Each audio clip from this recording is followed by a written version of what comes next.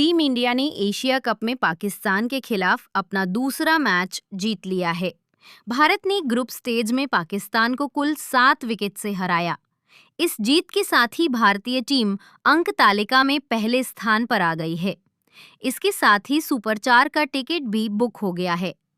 Super 4 के match 20 सितंबर से शुरू होंगे, लेकिन उससे पहले सूर्या की सेना एक और मैच खेलने वाली है।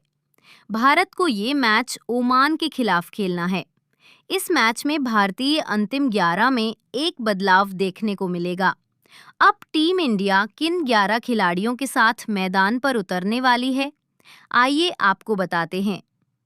ओमान के खिलाफ टीम इंडिया की संभावित प्लेइंग 11: अभिषेक शर्मा, शुभमन गिल, सूर्य कुमार यादव, तिलक वर्मा, संजू सैमसन विकेटकीपर, हार्दिक पांड्या, रिंकू सिंह, अक्षर पटेल, हर्षित राणा, अर्शदीप सिंह, कुलदीप यादव।